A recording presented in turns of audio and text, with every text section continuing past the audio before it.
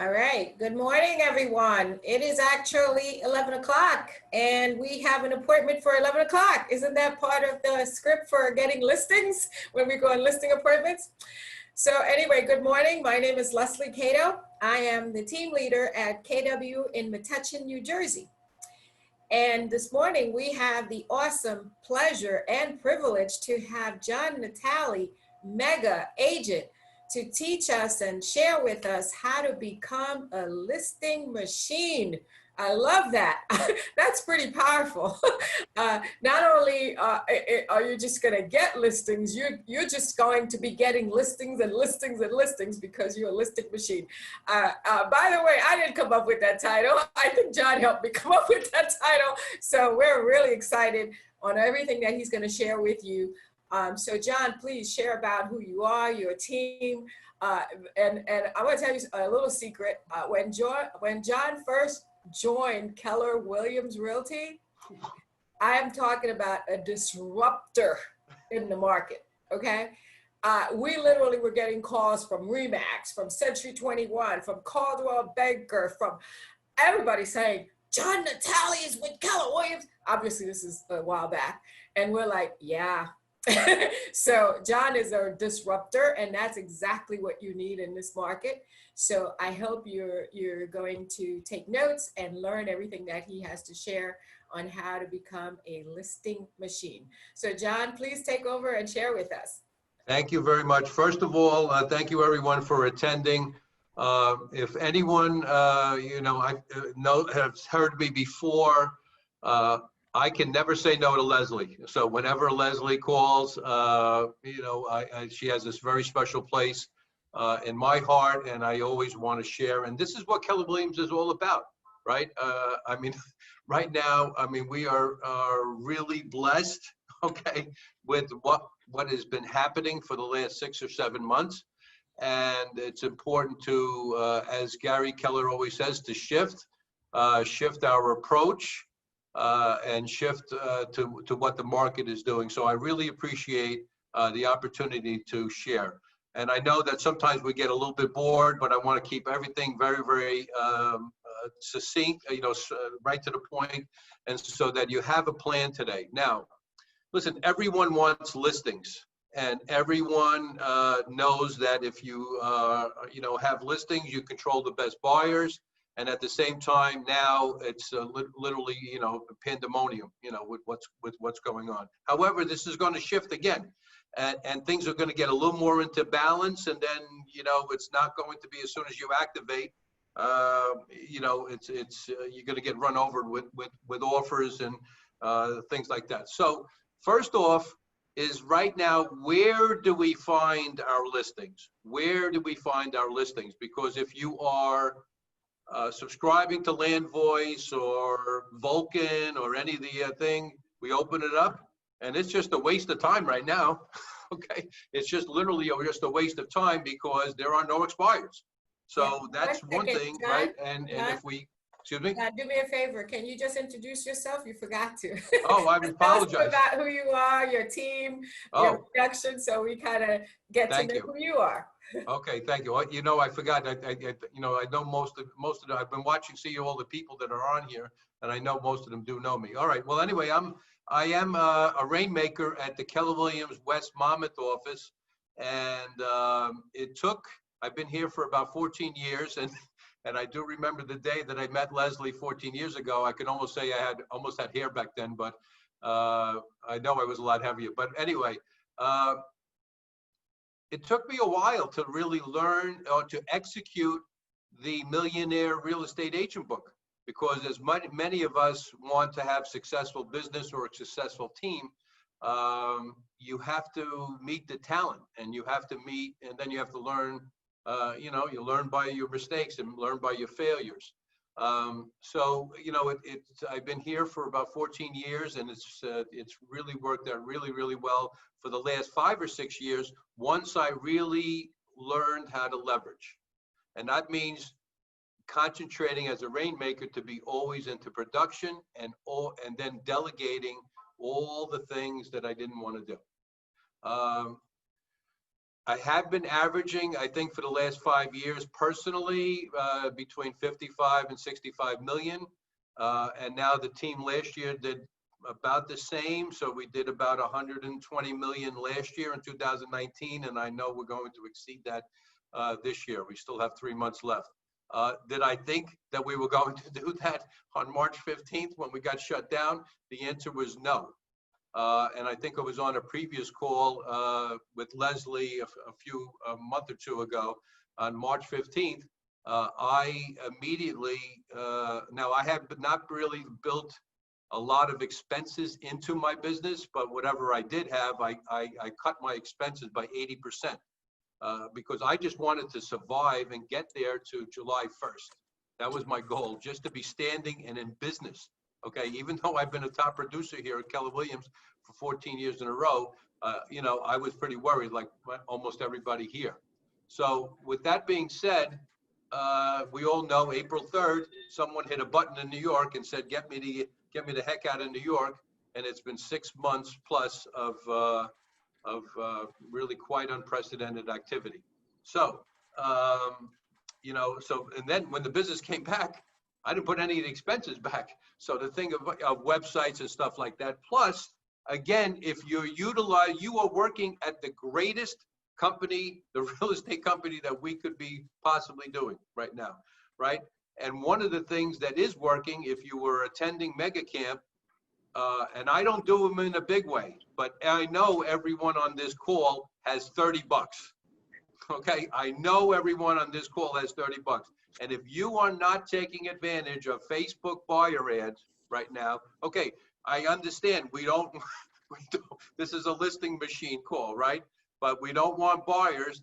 But guess what? Right now, we're looking for people, anyone that's looking to make a real estate decision. And right now, okay, so the thing is how to be a listing machine. So we know that obviously I have the track record. I have a huge team. I have 50 team members.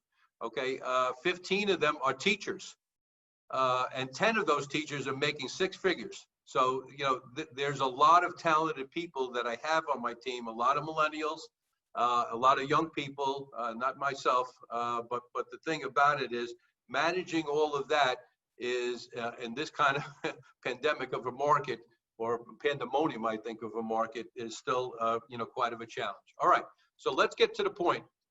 How do we become a listing machine? Number one is we still have to meet as many people as possible that are making a real estate decision. And I'm going to challenge everyone on this call right now. Listen, if you're not committed to doing all of these activities, okay, this is not Chinese food, okay, where you just pick, you know, John, I like that idea, and then I like the 5th idea, okay? If you truly want to be a listing machine, you have to put yourself in the best possible position to meet as many people as possible. For example, okay, and again, if you don't have listings right now, you are still working for the greatest company. You contact Leslie, you raise your hand, not on a Friday, on a Monday.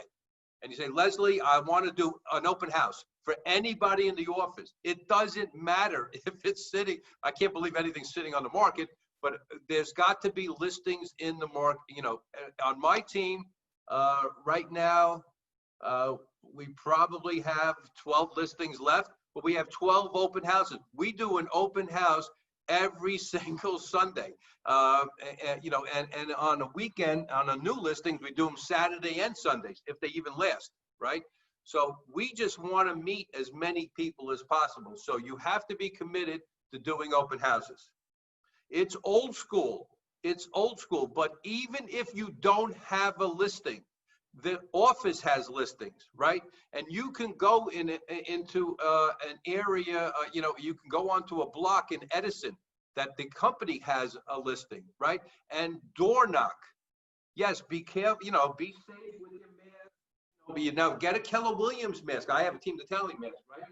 But get a Keller Williams mask, okay, so that you're not looking like, again, if the town does allow door knocking, because that works.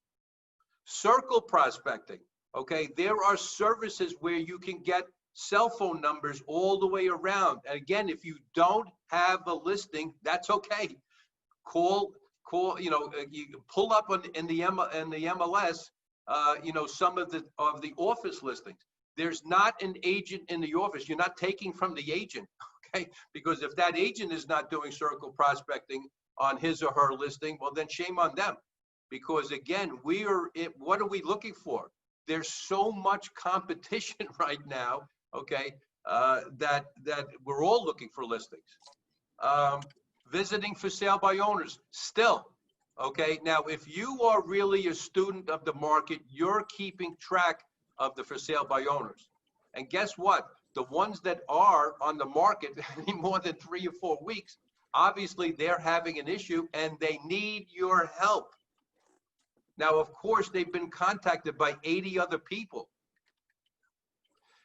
Down here in Monmouth County, I send minimum 5 to 10 team members, not in at a time, but over the course of 2 or 3 weeks, into a for sale by owner. And the reason why is that one of them, and one of you, all of you that are on this call, okay, someone makes a connection with the owner, whether it's your age, your gender, your kids went to go to the same school, they're on the same soccer team. There's some kind of connection that you can make and then convince them that you are the person that's going to net them the most amount of money. There's no expireds anymore. Then your sphere, okay? Are you truly taking advantage of all your, the people that know you, okay? That know you and say, yes, let me call Isabel. We're getting ready to list our home and everything else like that, right? Buyers. Okay, so that's where the Facebook buyer leads come, right? Not every one of them, okay, is in a rental, okay? Some of them have a home to sell, right? Whatever it is that you have to do to meet people, that's what you have to do to become, Now, that's that part. Now, how are you selling yourself? What is your listing presentation, right? I know that a lot of people, I know on my level, I can pull something off that's different than many of you, okay? I bring a copy of a check. That's it. That's my listing presentation. I mean, I do have a little bit more, but I don't bring, a folder, and I'm not there for any more than, really, I'm not really talking about the listing any more than 10 or 15 minutes. I might talk another 15 minutes about our connection or something like that. Where are they going? Down to Florida? Something about, just so that person's going to do business with you if they know you, like you, believe you, and trust you, right? So the thing about it is to have a listing, now you got yourself in the door. How do you convince them that you're the person that's going to net them the most amount of money? That's all they care about. No comps, okay? I mean, there's, right now, okay, that's today's presentation. We could replay this, December 11th, and the market could stabilize and get back into normal and everything else like that. I mean, there are comps, but the thing about it is just that, we're literally in an uncharted territory as far as I wouldn't want to be an appraiser right now. So the other thing is, again, having, now you're able to get a listing. Now you're able to get a listing. What are you telling that person, right? Again, even if you're a single agent and even if you're semi-successful and you have 3 or 5 listings, right? Even me, the great one, I can only be in one place at one time. So you have a great office. So you promise anybody that's willing to list with you an open house. And in fact, you even tell them the first 2 weekends, I'm going to do Saturday and Sunday. Now, again, if you're a mom and you have soccer practice and you have soccer games on Saturday and you have football games on Sunday, I get it. Listen, I'm in a special place. I have 8 grandchildren. I have, all my children are grown. So if I want to devote as much time as I want to real estate, I can. And I'm not here to, to say, oh, haha, I'm here to give you a plan, right? But you have to win that listing. So you tell them that you're going to give them so much energy towards that property, right?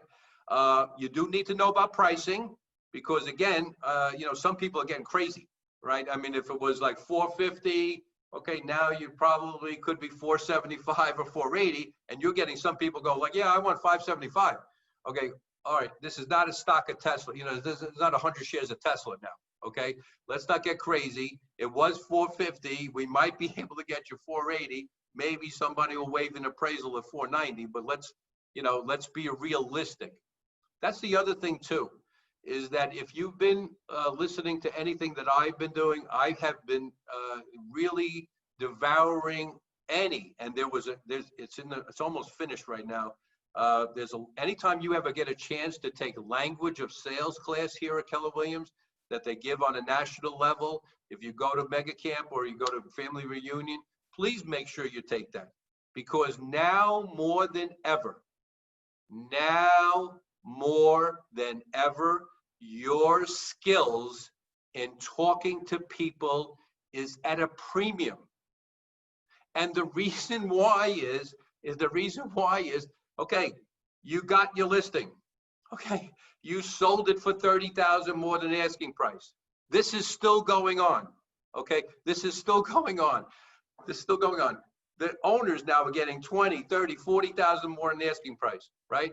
And what's happening? The property's not really in great condition. And so we're getting a huge list of things on inspections. What do you think is the first thing the owner's saying? I'm not fixing anything. Okay, sir, you just got 30,000 more than asking price, right? But this is where your skill in talking to people, using words like realistic, fair, and you present these words calmly. Christmas is coming. And all of a sudden you got a big sale. And now, there's $27,000 commission sitting right in front of you. And now the owner says, I'm not fixing anything. And of course, now the buyers, they're paying $20,000, $30,000 more than what they know it. And what do you think they're doing? They're coming back for Montezuma's revenge. They don't want a house that needs a lot, that's broken or needs a lot of work. So there's more energy right now. There's more energy spent on it. I don't know about anybody else on the call, but I know me. I'm spending more energy in the last month on settling or keeping everyone calm, buyer and seller, calm during inspections. And at the end of the day, after people calm down, first of all, you stay calm. You use your skills as your language of sales, okay? And you get the thing settled. It is true. Okay, it is true. The sellers are really in control, right? They can almost say, yeah, I'm not going to fix that much, because you could put it back on the market and then have another 20 offers right away. So I promise my sellers, a lot of energy, a lot of coverage. And again, you can promise them too, because you're in a great office and you can, but again, don't wait till Friday to call Leslie or call the director of first impressions. Oh, I need help with an open house tomorrow on Saturday. Be prepared so that on Monday you are, you're ready. Do I have a time limit, Leslie? I'm almost done. Okay. No, because the thing is, I just wanted to impress upon people. If you have any questions, you can throw them in the chat box, because I'll monitor that for a second.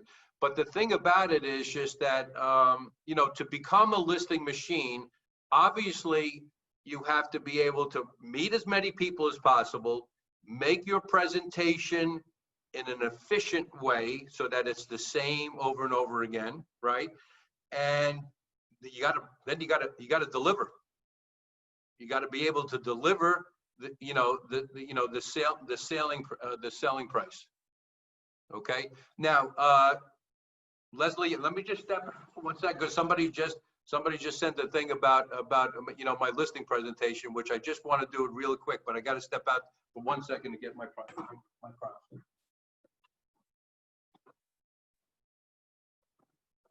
of people have asked for John's email and as well as my email. So I'm going to type that into the chat right now so you can have that.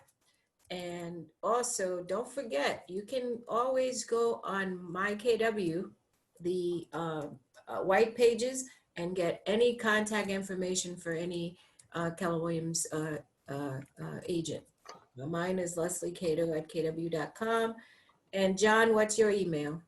I'll put it right in here, john.natali@kw.com. There you So again, I actually do have a copy of a blank check that I bring to each appointment. Okay, it's you can find it on the internet or something like that. For some reason, I just ran outside and I did not. But again, you know, everybody, I just go back to the basics of what these are the three. I have 4 pieces of paper when I walk in. First of all, I do have an idea where it's going to sell. Right? Everyone needs to have an idea. When you go on a listing appointment, you have to have an idea. And I think I shared this once before. Remember, they have the information. They don't need you to come with comms or, any kind of books that are this thick. You're not there to be there for 2 hours. Okay. I mean, if you want to, if you're bringing coffee and you want to get, friendly with them or anything else like that. But remember, the whole goal is, again, even if you have on a Saturday or Sunday, there's 6 or 7 for sale by owner open houses. I mean, you don't have time. You just want to spend 10 minutes at each for sale by owner, get them to know you and listen to their story. And some of them will tell you, hey, I need to be in Florida by Halloween. Excuse me, sir? Yeah, I need to be in Florida by Halloween. Well, sir, wouldn't you agree that we need to get this house on the market as soon as possible? So again, these are the basic, basic pages. The most of the best buyers are coming to your property the first two or three, the first 3 to 6 weeks of the listing. Now we know the best buyers are coming in the first 3 days, but we can't tell them that, because we don't want to drive Leslie crazy with 2-week listings. Okay, I mean, she's not going to be too happy with 2-week listing agreements or 4-week listing agreement, right? But the thing about it, and then you swing right here. This is the page. This is the one page that you really need to impress upon them. And you say, sir, if people come to this house, if people come to this beautiful property in Edison, Ometucky, wherever you are for Saturday, it doesn't matter where you are. If people come to this beautiful property, and please remember, they're only going to hire you if you believe in the property. Even if it's covered with Blue Jay wallpaper, you still have to believe in it. Okay, you say, I'll get around this somehow, but you will. But even if people come and you keep your finger right in this no man's land, right? If people come to this beautiful property, right smack in the tennis, close to the shopping, close to the houses of worship, wherever you want to say, and they don't make an offer, and here's where you have to really get into this and give it your panache. Every single person on this call has a special talent, okay, a special way to do things, okay. Me, obviously, you can feel the energy, right? So this is what I tell them. If they don't come to this beautiful property, that's not good. And they don't make an offer, that's not good. That's not good. That means that they're seeing something else in Edison. You don't say at a cheaper price, at a more valued price. Remember your language of sales. They don't want to hear the word cheap. Eliminate any negative words. They're seeing something else at a more valued price. But now you do to close the deal. But, and here it is, right here in the market. If you price right here, and this is right out of Gary Keller's, this is all on KW University, okay? If you never cut the price, you get a contract within 40 days. We know now it's 40 hours, okay? At 99% of asking price. You can't promise people, multi-offer. You can't promise. They're hiring you to get top dollar for your home. They're hiring you to get to another place. Now, another very, very important tip, the most important tip for today. The most important tip today. Everybody writing this down? Because you need to be a real estate solution specialist. Because what else is going on? You're meeting people maybe that heard, oh, you know, my house is 450, was 450, it's 490 now. But Isabel, I don't mean to, you know, keep playing on Mary Lou. You know, Mary Lou Panza, right? I'll say, okay, but Mary Lou, I don't know where I'm going. And you're going, oh my God, this beautiful house, I can get this sold and they can get more money and everything else like that. Okay, this is where you are a solution specialist, right? You convince the person, to use buyer contingency. Buyer contingency, because the market is so tight right now, okay, right? Wouldn't everybody on the call agree? Like tickets for Meatloaf, buyers will be willing to wait for this house. Now, they're not going to wait forever.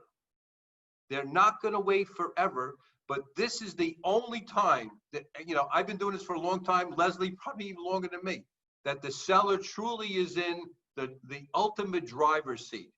So they can not only can name, you know, they can actually say, hey, Bob, I'll sell you my home. I'll agree to sell you my home if I find something, because they have to have a goal. And they can do this in 30-day clips so that, you know, again, a buyer's not going to wait 6 months for somebody to find something, all right? But they will be willing to give them 30-day clips. And I have probably executed this this year 12 times. Okay, that's 12 transactions that if I did not, and that's about $200 or $300, that's about $250,000 of commission. Okay, so I am telling you right now that if you don't have a solution to that, right, you're going to be, people are going to go, well, all right, Isabel, I'll call you when we find something. You'll never hear from them, because when the wife falls in love with the house, they're not going to remember Isabel's name, not going to remember Mary Lou's name, Barbara's name, Lucy, and John Paul, whoever's on the call. They're not going to remember your name. Even my own daughter, okay, even my own daughter threw me under the bus one time, okay? She called me from an open house, said, Daddy, I'm putting an offer in with the listing agent. I said, let me speak to the listing agent. And I had to threaten that person with bodily harm. Okay, so please remember, okay, there's no buyer. I don't care if you have buyer agency. I don't care what you have. When the wife falls in love with the house, they forgot your name. So with that, so this is what's keeping us very successful. Okay, and then guess what's happening? When the seller does get the contract and they do get 20, 10, 5, it doesn't matter, 5, 10, 20,000. You can't be promising everyone over asking, right? Just get the job done at that price, right? What happens? Oh, all of a sudden the seller does have motivation and does have their ticket to get out. And you use your language of sales, and all of a sudden, you know, they're aggressively finding something. Some of them do need a little extra time. It gets a little frustrating, you know, because now you go, oh, John, it's hard enough to find a property with a buyer with no, you know, my client's in the rental and I can't find her. I've missed 17 things, which again, okay, I want this to be really fruitful for everyone that's on this call. 66 smart people signed up for this. Okay. You're getting a lot of wisdom. So you got the buyer contingency on the listing side. Now I know this is a listing machine, but I know Leslie's going to like this one. Okay. Now, how many of us, okay, show of hands, and I'll be the first one raising a hand, have missed 5 multi-offers, you know, and then we have clients that are missing multi-offer after multi-offer. Well, I'm not missing any more multi-offers anymore. But how many of us have been doing that, right? And we're going out and we're like firemen. We're literally like firemen, because as soon as something gets listed, we get this text message. They get these alerts and they go, Isabel, get me into this house. And you go like, oh, you know, I had a soccer game today with, you know, my son's got a soccer game, and now, you know, Mary's wants to see this house. John Natale just listed this house, 20 Pine Ridge. in Old Bridge, and damn it, now now my plans went out the window. And of course, as you get there, there's a line of people out there, and you're going like, man, oh man, how am I going to do this? Okay. What's helped me, now I haven't won every bidding war, okay, but what's helped me keep the client is implementation of the escalation clause. Does everyone know? And if you don't know how, Leslie will have a quick class after this on the how to use an escalation clause, because that will keep your client happy, knowing that he made his, let him decide what price he wants to pay, right? Now, and at the same, and it takes the guesswork out of it, right? John just listed that Pine Ridge at 369. I mean, what talent is there to be on the buyer, right? Your client likes it. Oh yeah, Mary, you like it. What they go, John, what should you do? And you go, 380. I mean, what kind of talent? You're just picking a number out of the air. I mean, unless, and even if you know the agent, I mean, sometimes it doesn't even help, right? So my point is that if you use the escalation clause, well, Mary, you pick the price. Are you willing to offer 390? Well, then let's use an escalation clause that goes $1,000 over everybody else's offer. And if it's meant to be, and again, your language of sales, if it's meant to be, you'll get it. And this is helping me keep my clients, because even when they miss it, they go, John, you know what? We did the best we could. We made our best offer. We just didn't get it. Some other jabroni went even higher than us, and good luck to them. We cannot be, what's the name? We cannot be investment advisors. We all know, listen, God forbid any of these buyers, call us back in 3 years, within 3 years. I mean, it's not going to be good, right? I mean, your 5-star rating is going to get deleted, and it's, and if they had a -5, they're going to probably put a -5. On the sellers are all happy. So I hope that those 2 tips helped you, because buyer contingency will get sellers not as afraid, because they're going to go like, well, I have no place to go. Okay, got that. Well, why don't would you consider buyer contingency and explain it to them? Because they don't want pressure to move. But guess what? Once they have that signed contract and they have this money in their pocket, or they have this contract, now they start to get, pretty motivated. And then, then you have 2 transactions at the same time. You do that 3 to 5 times, now you have, five doubles. Now you're making a decent living. And now you're taking advantage of all this activity. Yeah, all right. Let's mastermind a little bit. I actually have 3 things that you really talked about. First, you said meet as many people as you can. Now, that's actually one of the first keys. I actually remember John had a T-shirt. He called it his $50,000 T-shirt that he wore to the gym every single day, right? And what did it say on it, John? Keller Williams. It said something else. It said, ask me about real estate. That was the back of the T-shirt. That was his $50,000 T-shirt. So that was part of the meet as many people as possible. And I think that's worth a lot in terms of figuring out all that. The second thing that he mentioned, and I think we need to kind of go further into some of those, is your listing presentation. You have to really hone that and know exactly what you're going to do. I don't know if you participated or were jumped in our meeting yesterday on listing presentations. That is where you've already got the appointment. Now you absolutely have one goal, is to get them to sign that listing contract or agreement. So we want to talk a little bit more about that. And then the third thing that John mentioned, and I think it might have kind of went over our head, is really spend time in developing your skills, right? He mentioned the language of sales. I think if you develop your skills, you have a powerful listing presentation, however that looks for you, and then also you meet as many people, that is really the key in terms of getting as many listings as you can. So I'll let you guys let us know in the chat, which area do you want to focus a little bit more on? Because those 3 things are really the key. You want to have your skills so that when your opportunity comes, you're prepared. You know what you're saying. You know how to handle all the objections. you have to have a very powerful listing presentation. And powerful doesn't mean long. It means that it's going to cover everything that you need to cover. And you're going to really want to make sure that you have as many people that you can actually meet as possible. So let's elaborate more on each of those. I think somebody in the chat said language of skills. Actually, it's called language of sales. It's a KW international class that's given. I haven't seen it in the last couple of months, but it's given several times throughout the year. It's probably a 6 to 8 week class. Right. Yeah, yeah. But how do I find out about the escalation clause again? Okay.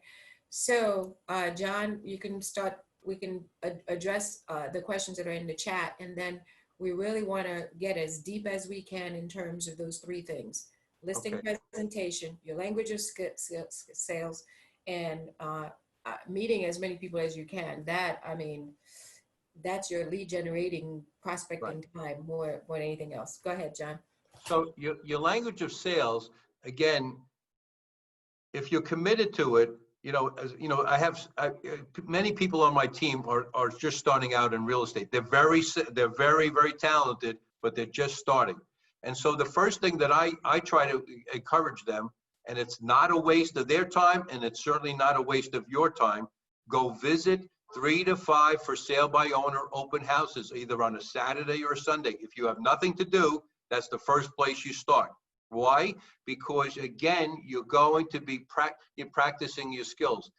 And the same thing, again, how good can we be unless we get in the batter's box, right? There's no, I mean, India can't talk to it, get together with Alicia and just say, oh, let's just practice our language of sales. Okay. It just doesn't work like that. Right. I mean, you can role play. There is definitely value in role play, but that's okay once. We got to get out, okay, out there in the field and be speaking to people, as many as possible. When you go to visit a for sale by owner, you're not getting the listing. You're not getting the listing, but you're there. You want to get the listing, obviously that's it, but you're not getting the listing unless you are making a connection, and that person is you're watching motivation, and then you're responding to that, right? All right. So now about the escalation clause, there is an addendum. There's addendum in command. I mean, there's addendum in DocuSign. I know we have it, and Leslie will point it to you, that there's an addendum that you attach to the contract. You write your contract at full asking price. So if it's $375, your contract is $375, 20% down, whatever it is, you just write it at $375. In the addendum, you write, it's there. You just fill out the addendum, and it says, well, this offer will automatically top any other offer that you have by $1,000, or $500. You're better off putting 1,000. Okay, 500 sometimes is not enough, up to a certain limit. So that, again, and you don't, please, I mean, again, at this point now, let your client pick out the number. Don't make any recommendations, because that's what I love about the escalation clause, because they're basically asking me, well, John, we love this house. What should we do? Well, oh, Betsy, right? I mean, it's $375. What do you say? What can you say? There's nothing for you to gain. There's nothing for you to gain, because if they make a wild, and now say I'm willing to pay $400. Now, if you just send over a contract for $400, and again, here's the thing, we're going to talk very, very frank. Now, unless the other realtor is in KW Metuchen or a Keller Williams realtor, right? We don't really know that agent. And there are so many brand new agents, and maybe that new agent just got a referral, somebody in her family just gave her a listing that she doesn't even know. How do we even know she's not going to show that to somebody else, right? So first of all, you only send, if it's best and final by 5, to send it over at 4:30 or 4:45. Don't be the first one in there, right? But use the escalation clause and let the client decide what's the most they're willing to pay. it takes the pressure all off of you. And you're just a mechanic at that point in time. And then they're going to be asking you, you know, then if it's a savvy listing agent, if they don't, listen, you don't offer it, but if it's a savvy listing agent, every multi-offer, we just listed 20 Pine Ridge, all right, and Old Bridge. And as soon as something goes over the asking price, I'm already asking every single buyer to waive the appraisal. Here's another thing, Leslie. I don't know, you might want to think about this too, because we're having a lot of agita in the last month.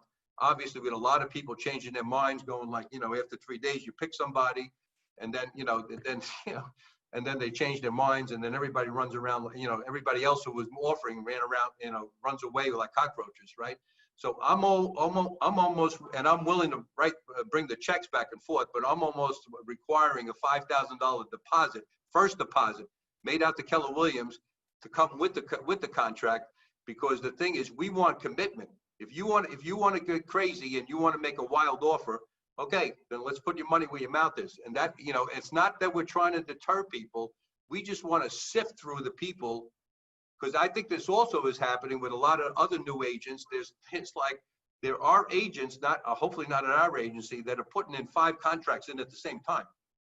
You know, and again, I've been, you know, involved in that, where we selected somebody, and all right, send me over your attorney information, and all of a sudden, you know, a day goes by, and I'm going like, hello, Natasha, what happened to this?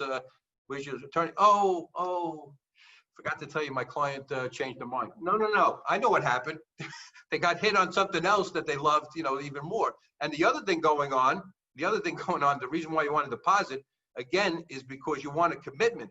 Because people, buyers, even when you accept their offer and they're going through attorney review and they're going through the inspections, they're still looking at other properties. Leslie, they're still looking at other properties, because there's no penalty if they don't have any money up or anything else like that. There's no penalty, right? I mean, there's so much activity going on that the attorneys are buried, the realtors are buried. Who's keeping track of deposits? I mean, if you are, I am, but as best as we can. But my point is that, you know, again, what's happening is again, it's just very, very special right now. So that escalation clause, again, is a very, very useful tool, because if you don't get it, it's never on you. And your client will say, you know what, Rochelle, you're doing the best. You're acting in my best interest, and thank you. You know, you're utilizing tools that, I don't know, this other agent at EXP never mentioned this or anything else like that. You know, I mean, it's truly amazing what's going on. Okay, what's the best way to circle prospect? Okay, there are, well, I think there's people that have access to, what's that service that we have on, I know it's on Bright MLS, Remind. Okay, Remind, again, sometimes you do have to invest in a couple of subscription services. Don't load yourself up with thousands of dollars, okay? Don't load yourself up with thousands of dollars, but certainly, you know, utilize some things that are going to make you money. So Remind, right? You can circle prospect right out of there, and then click all the buttons. You know, there's a couple of buttons, do a couple of searches, and it'll give you everyone's cell phone or home number. So that, now it's not 100% accurate number, but the thing about it is that it's still a way to, you know, to get your numbers to circle prospect around it, around that. My office is not really holding open houses. Who is that? Leslie, are you not hosting open houses, or somebody else? I don't know. Okay, but the thing about it is that if you don't, even if you don't have your own listings, okay, there are listings in the office, and that's where you know, you do have to contact the director of first impressions on Monday, and just say, listen, I'll do anything, any address, any place. Now, again, if you don't want to say you don't want to do anything, then pick something out and contact the other agent and volunteer your time and volunteer. They would look great. They're going to look great to their owner, right? Because all of a sudden, now listen, I don't know if you guys are doing it. I mean, I know I'm doing an open house almost every Saturday and Sunday, because we want to meet as many people as possible. And it works. Okay, it works. I'm not here to brag. I mean, someone on my team, sat I have a lot of listings in Colts Neck, and sat an open house, and she sold from the open house 1.8 million. Who would like to sit for 2 hours and make 47,000? Thank you. I mean, I'll be the first one. Okay, so it's not rocket science. It's called practicing real estate. Okay. If a house is overpriced, how much do you, the standard is 3% reduction. Listen, if you're not getting an offer in the first 2 weeks, I mean, I know it's crazy to start asking, for reductions, but this is part of your preparation. Again, if it's 450 and they insist on listing at 575, again, you have to start using your words, realistic. Let's be realistic with what we can get in this market. What should this check be, and everything else like that, right? So my point is that, a 3% reduction is usually the standard real estate conventional wisdom. Yes, if you're in an escalation clause, okay, if you're an escalation clause and say, for example, the asking price is 375 and you put in 400, and now they call you back and say, congratulations, Kaylin, Calvin, we got a deal at 400. They have to show you a 399 contract. They must, right, Leslie? I don't know the exact rules, but you better get, and if they don't, you get Leslie involved or whoever's the big chief over there. All right. So they have to show you that, because the thing that, obviously, it's got to be above board. And if I have the open house, if I get the escalation clause, again, you can't, you block out the names. You just give them that money page. You don't have to give them the whole contract with who it was, but you should have some kind of, a bona fide contract. Right. Yeah. Right? Yeah, absolutely. I'm looking at. Yes. Anybody want to email me privately? You can, please. I'm happy to answer any questions, and give you my cell phone number. You could text me, and Somebody said my hand is up. David Snock. Yeah, because he wanted the 47,000. Oh, okay. Yeah. He wanted to sit an open. I said, who wouldn't have sit an open house for 47,000? Of course. Yeah. Got it. Okay. So are there any other questions? Well, somebody's typing. I also like the idea of wearing a KW t-shirt to the gym. Okay. Yeah.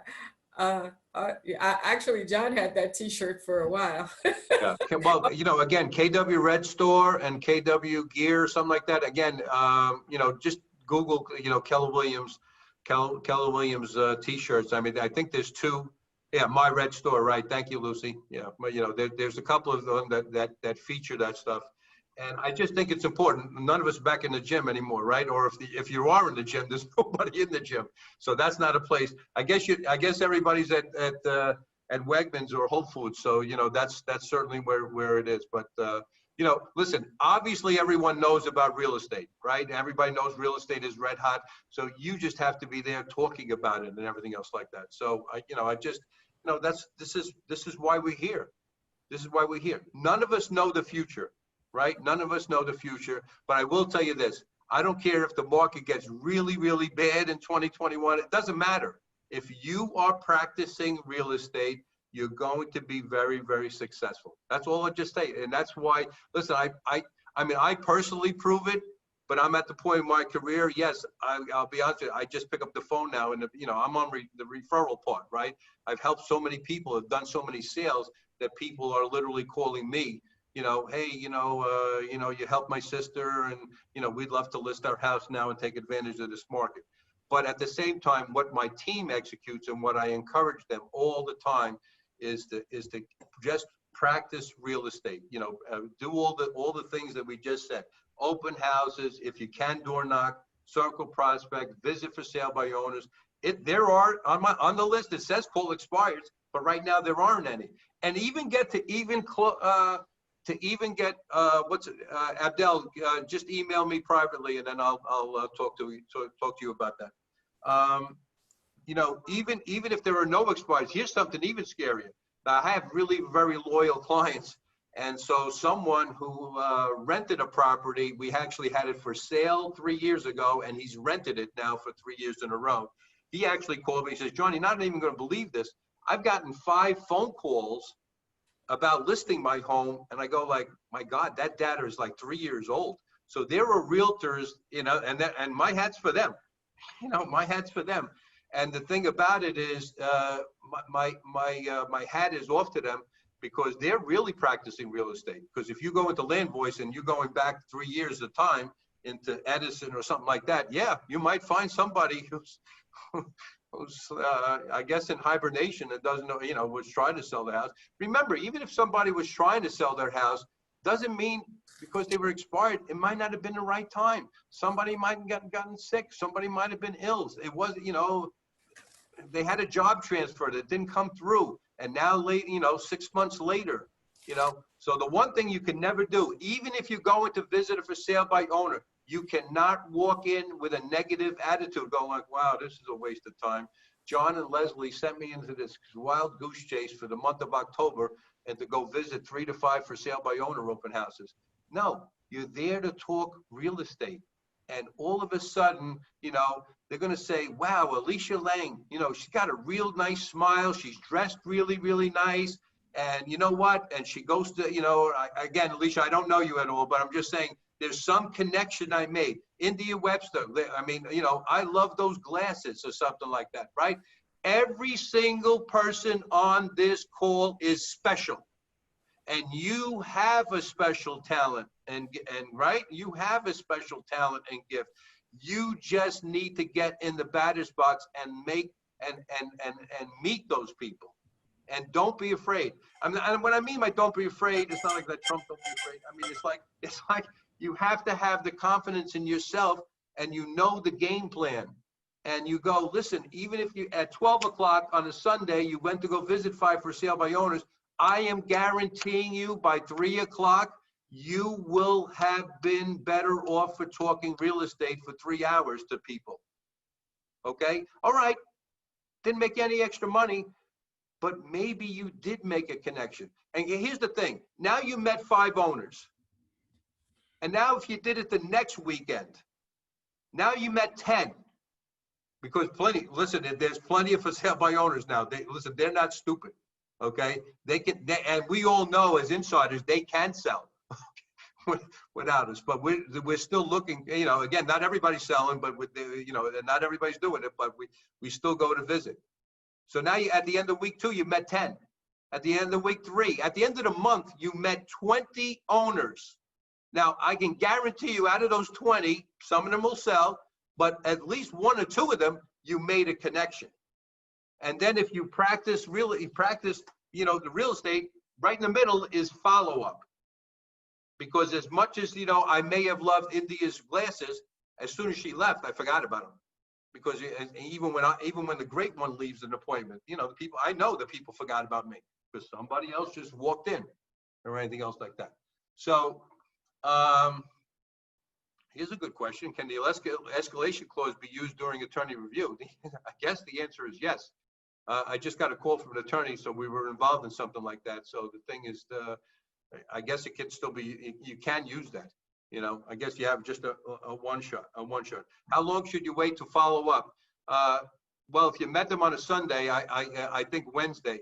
You know, Wednesday usually is my follow-up day. That's the one day that I'm getting ready for the weekend, and that also I'm following up with the people that I did meet, you know, over the weekend. And again, remember, it's all about timing.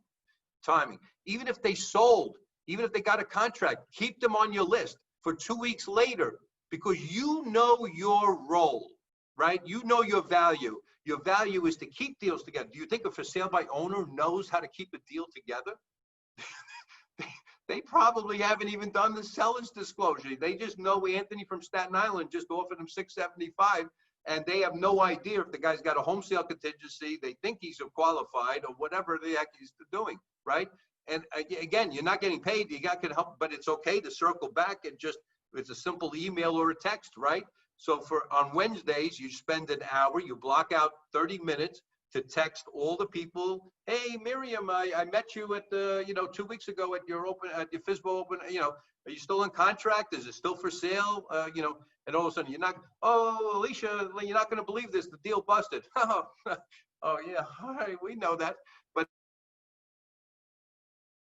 the thing is about, and then, is it all right if I stop by today at 3 or tomorrow at 4 to swing by and see your house? And if you don't follow up, that opportunity never happens. So listen, we have some great questions here today.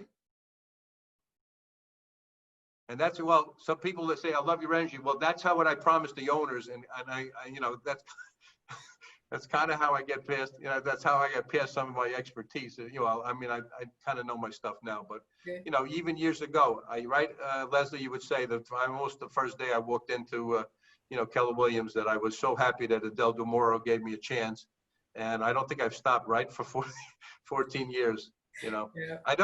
I know people are not going to believe this, but tomorrow is my 65th birthday, 65. And that's another thing. I'm going to leave you with this. Okay. Thank you very much. I bought myself a Tesla. Nice. Yesterday. Nice. Yeah, I was up in Happy Springfield. birthday. Thank you. Awesome. But I want to leave you with one thing, because this is really important. Everyone has to, thank you, everybody. Everyone needs a why. Now, we know we're all doing this for the money, okay? And we're all doing that, right? But my point is, everyone needs a why. And that's the thing that helps you, get your list, get your list of your tasks and be committed to your business. Remember, you are a businessman or a businesswoman. This is Callan Moore Real Estate Inc.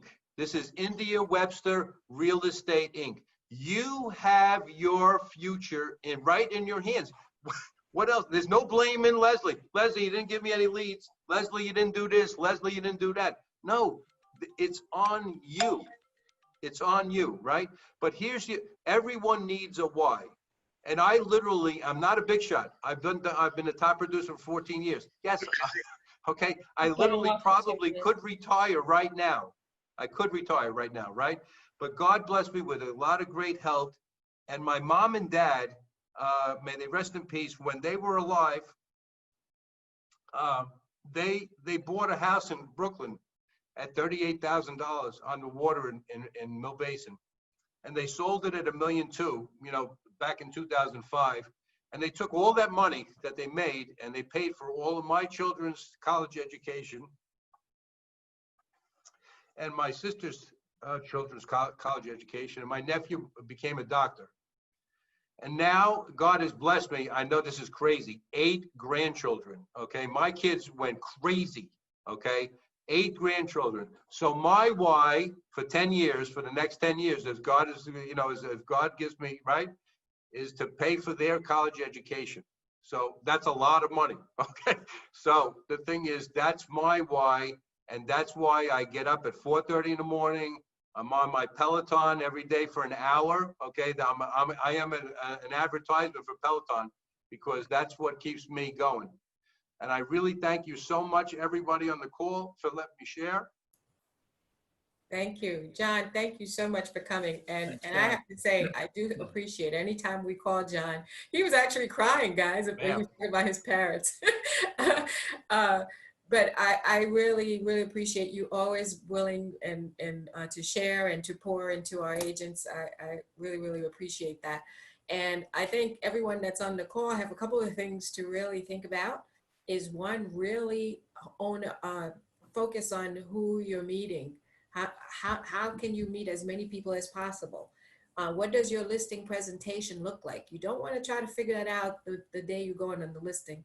And also, what are you doing to develop your skills? Are you attending language of sales? What are you doing? So that's what John really gave us. So hopefully you guys have a clue or an idea of what it is you're going to implement, and go get some listings and become a listing machine. That's the goal, right? All Thank right, you, thanks, everyone. Don. Thank you for I letting me share. appreciate Leslie, it. always say yes to you. Thank you so much again, Thank everybody. you, thank you. Thank you, All everybody. right, Thank you, guys, John. have a good one. You're Enjoy welcome. the rest Thank of you, the Leslie. day. Thank We'll see you. later. Thank you. Bye. Thank you, appreciate it. Thank you.